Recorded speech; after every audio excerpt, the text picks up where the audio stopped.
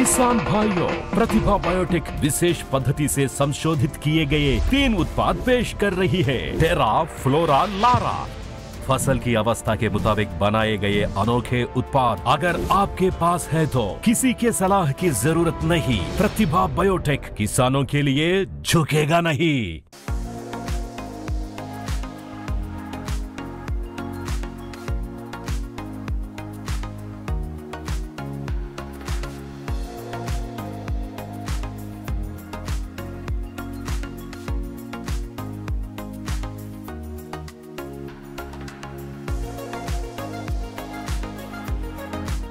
कोकोली वापरल्यामुळं याची साईजसुद्धा वाढलेली आहे आणि आपण पाहू शकता की पूर्ण बियाणं टच भरलेलं आहे, लॉंग झालेलं आहे, पुन्हा पीएच लेवल याचा मेंटेन झालेला आहे।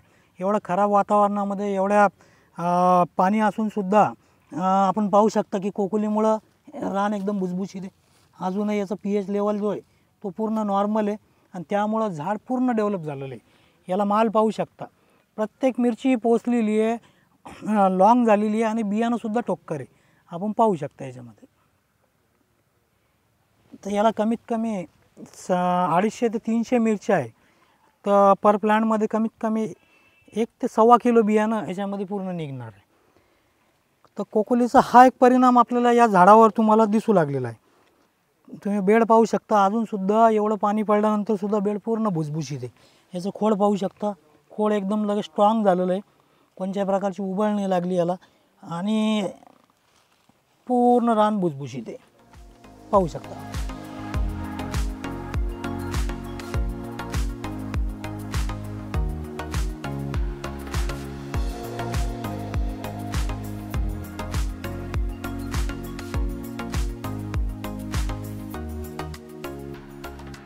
नमस्कार, आपण आज आलेलो आहे शेलगाव राऊत या गावामध्ये आणि आपण इथं सीड प्लॉट घेतलेला आहे। त्या सीड प्लॉटमध्ये समजा तिथं काय काय वापरलं, आपण प्रथम शेतकऱ्याची ओळख करून घेऊ। तर पूर्ण नाव सांगा तुमचं। माझं नाव बाबूराव ज्ञानदेव राऊत, राहणार शेलगाव राऊत, पोस्ट किनगाव, तालुका सिंदखेड, जिल्हा बुलढाणा।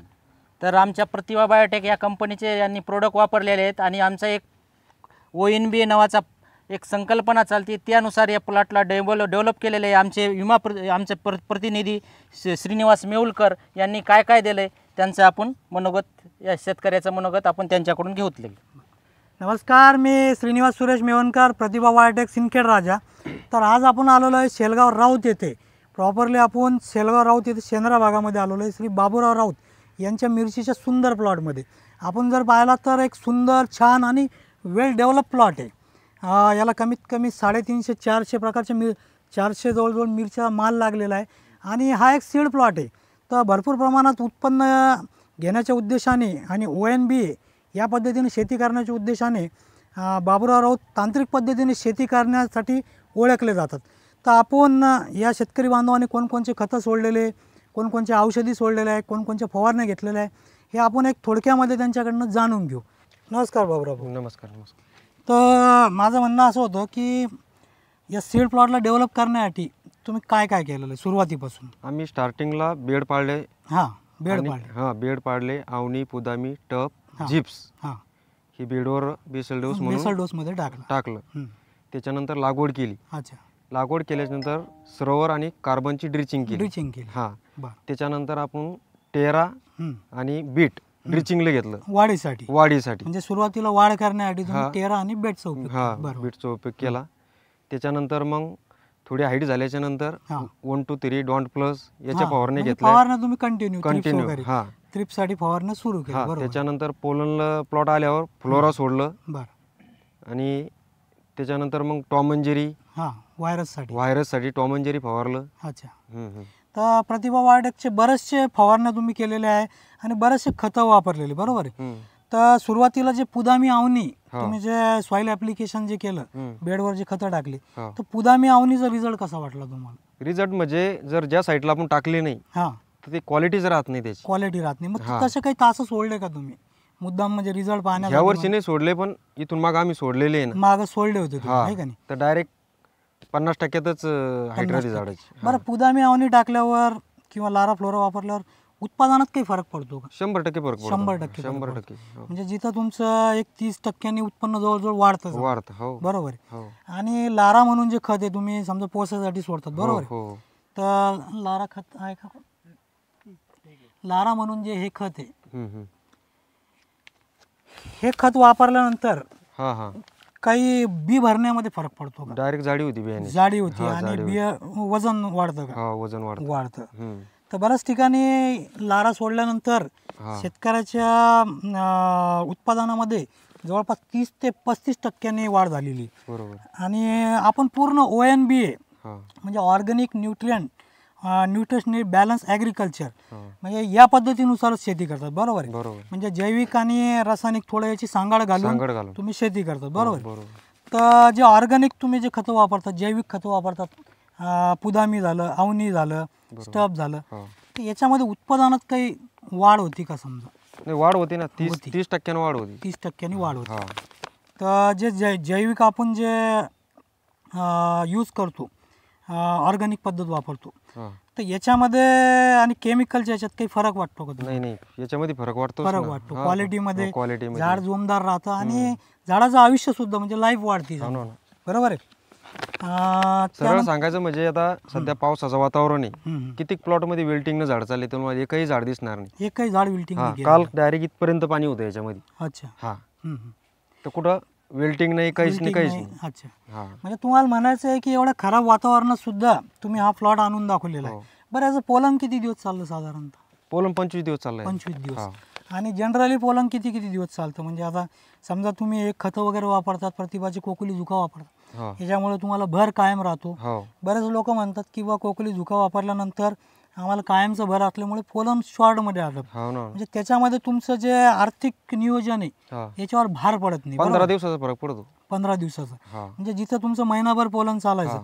तिथं तुम्ही 15-20 दिवसामध्ये मोकळे होऊन मोकळे जाता. होतात. बरोबर. आणि बरं, याला साधारणतः किती मिरची असतील याला? म्हणजे नंबर ऑफ फ्रूट किती असतील? 250 प्लस असतील. 250 प्लस हा असतील समजा. 250 प्लस. अच्छा. तर तुम्हाला साधारणतः याच्यामध्ये किती उत्पन्न निघन, म्हणजे किती किलो ॲव्हरेज येईन समजा?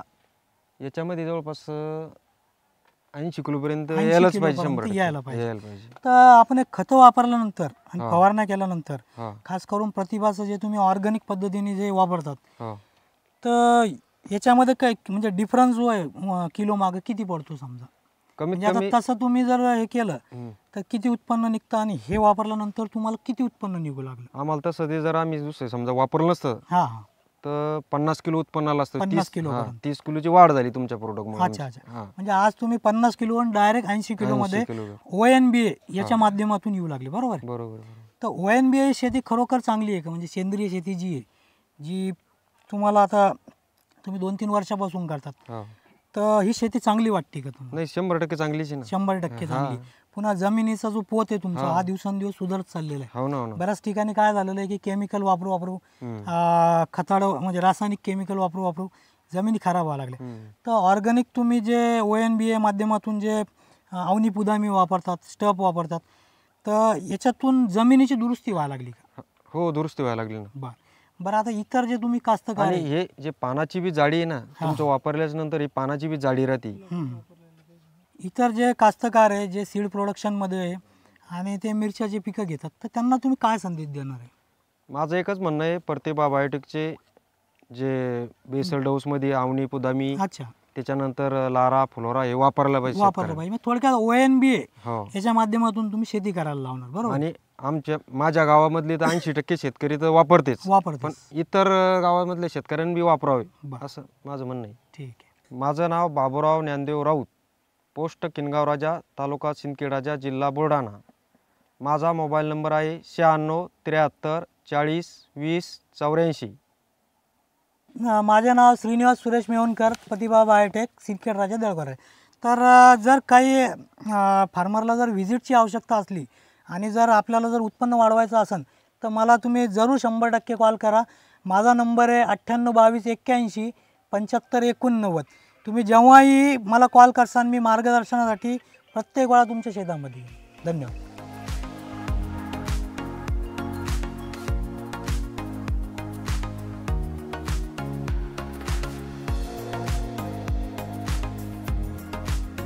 कोकोली पॉवरफुल, कोकोली पॉवरफुल.